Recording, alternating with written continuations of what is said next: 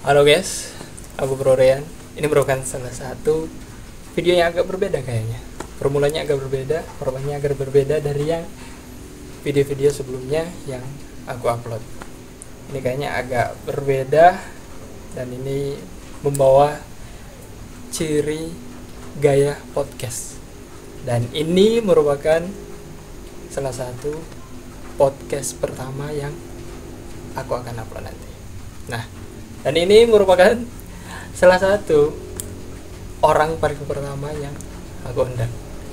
So, halo Bang, apa kabar? Alhamdulillah. Boleh kenalin diri sendiri Bang? Ya. Atau mau dikenalin? Ya, nama aku Kifli.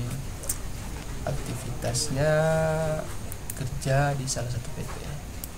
Oke, ini kan seorang kerja dan kita akan bahas mengenai tentang bicara soal stoik. Katanya abang nih sebagai seorang yang belajar soal pikiran stoik, boleh ceritain Bang, kenapa sampai abang gunain pemikirannya stoik? Ada apa? Ya, untuk gaya pemikiran stoik atau mindset stoik untuk 10 sampai 15 tahun ke depan sangat relate. Masih bisa digunakan? Masih bisa untuk generasi sekarang dan generasi selanjutnya. Kenapa? Karena menurutku ya ayolah, ini pemikiran stoik ini sangat bagus loh untuk generasi kita. Karena bukan terkesan, pasti udah banyak sih yang baca dia. Salah satu buku yang ditulis oleh Henry Om Henry ya, dengan judul buku ya Filosofi Teras. Pasti banyak yang tahu untuk penggemar atau pembaca yang tahu tentang pemikiran stoik. Itu sih kalau menurutku sangat relate sih, sangat cocok. Ya aku juga sih sebenarnya udah baca soal buku pemikiran stoik ini. Salah satunya dari Om Henry nih, tentang filosofi teras, yang judulnya Filosofi Teras. Ya sangat relate dan sangat cocok untuk dibaca, apalagi saat ini kan melihat dari kecemasan berita-berita di luar sana. Udah lihat nggak Bekasi Fair Expo yang kemarin? Aduh, kasihan sekali itu, rame orang para pelamar kerja itu. Aduh, sungguh membludak. Sehingga agak kasihan juga sih. Nah, kalau dari abang gimana pengalamannya soal gunain pikiran stoik ini?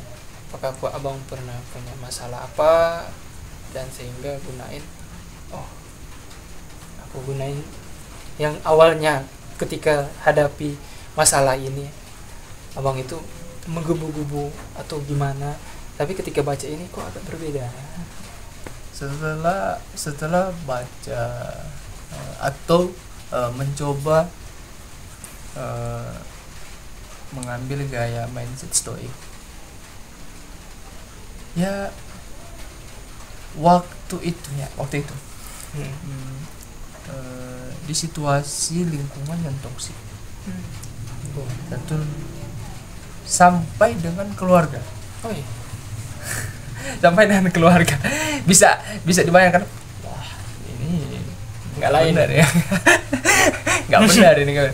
Di posisi itu kalau nggak pakai pemikiran pasti udah nyalahin ya inilah, nyalahin dialah, nyalahin itulah, nyalahin yang di atas lah. kan ya nggak relate kan, maksudnya mau nyalahin siapa coba mau nyalahin siapa coba. Sampai setelah baca itu kan setelah aku baca lebih lebih kayak tenang. Jadi kayak kejadian-kejadian eksternal itu nggak gampang ya meracuni diri.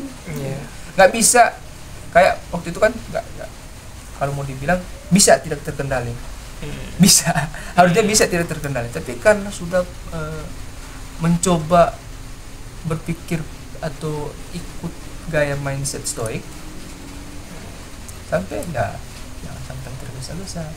Ini mungkin ini kalau belum baca mungkin sudah emosi. Mungkin sudah emosi. Mungkin sudah emosi. Jadi kayak ya jangan sampai tergesa-gesa. Jadi lebih tenang lah. Lebih tenang waktu kena situasi.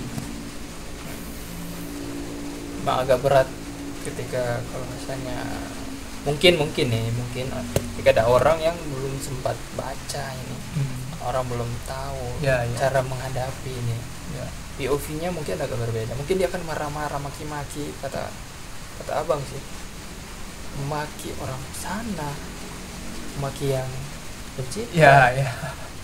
Tapi karena mungkin kita udah baca entah apa kan, masuk nih salah satu mindsetnya kan tadi agak tenang, agak kalau ngambil keputusan itu tidak tergesa-gesa. Nah selain itu ada lagi nggak sih dari pikirannya Stoik? Ya kalau untuk gaya pemikiran Stoik ini banyak poin-poin yang kayak kalau mau ke ranah pekerjaan kan pasti kita nggak bisa kendalikan keputusan di luar kendali kita. Kayak atasan mau kita ini atau sesama teman kayak mau kita itu, padahal ya memang kita nggak bisa kendalikan mereka, tapi kita bisa kendalikan diri kita. Bagaimana cara kita menyikapi mereka, kan mereka kayak mau kendalikan kita, tapi ya kita yang bisa kendalikan diri kita. Kayak lebih nyaman, lebih kayak memperbaiki diri atau mengendalikan diri, jangan sampai ikut seperti mereka. Nanti ya punya kontrol, bisa terkontrol. Jadi selain kita tenang, kita juga tidak tergesa-gesa gitu keputusan. Ini juga terpakai ketika masuk di sebuah ranah baik kerjaan atau ranah pertemanan ya. Kalau mau dibilang kita bisa jadi diri sendiri ya. Bisa jadi diri sendiri. Dan malahan lebih enak karena nggak terpaku dengan kayak kalau mau dibilang ya kalau orang itu kita juga harus jadi itu kan. Kan begitu. Kalau orang bilang ini ya kita juga harus ini. Nah, jadi Stoik itu ya dengan versi kita. Jadi kita itu lebih tenang memang. Pokoknya lebih tidak gampang dikendalikan orang lain sih. Sampai kapan gunain pikiran Stoik ini? Sampai ya kalau mau dibilang kan orang lain pasti kan agak kalau bilang kenapa sih kamu nggak bisa dikontrol begitu kan? Kenapa sih kamu nggak bisa dibilangin? Ya kan kita punya mindset sendiri. Ya ini ya contohnya kan kalau memang ada di situasi kita memang kayak berat dengan gaya mindset ini, kayak kan musibah atau kejadian yang memang ya kita memang belum sanggup walaupun pakai dengan gaya mindset Stoik. Ada pasti bakalan dapat yang gitu. Ya alhamdulillah sih kalau untuk sekarang masih bisa pakai gaya Stoik gitu, tapi nggak tahu ya, semoga bisa lah, insya Allah semoga bisa lah pakai gaya mindset Stoik, pakai Stoik. Jangan lupa beli maksudnya buku filosofi teras ya, jangan sangat lihat lah 98% untuk ringan bacanya. Baca itu boleh lah walaupun orang lulusan SMA ya masih lebih bagus masih masuk. SMP masih bisa kalau dia suka membaca ya. Kalau dia suka membaca ya oke sih. Jadi SMP SMA itu mungkin SMA lebih cocok ya. SMA lebih cocok. Kuliah apalagi ya? Kuliah Kalau udah karyawan masih relate untuk orang tua itu. Orang tua apalagi jadi bapak apalagi cocok masih sangat cocok. Jadi kalau kita tarik nih, ternyata untuk gunain pikirannya stoik nih, ya ternyata buat ya kita tenang, buat kita tidak tergesa-gesa ambil sebuah keputusan, dan selain itu juga buat kita nggak terkontrol, buat kita orang nggak bisa kontrol apa yang kita mau. Jadi ibaratnya kita memang menjadi diri kita sendiri. Kalau misalnya kita lihat kan pasti ada tuh, pernah dengar nggak standar TikTok, standar udah standar TikTok, standar IG. ya udah dengar. Memang agak sosial media emang kalau mau ngambil standarnya ya mereka aja. Itu agak beda-beda ya. Setiap orang mungkin ya kalau dari aku sih nggak masalahin soal standar tersebut, tapi tinggal bagaimana cara kita untuk nanggapin dan gunain mindset tersebut. Maka dari itu ya, dari 3 poin itu sih kayaknya sudah sangat menarik sih dari filosofi teras.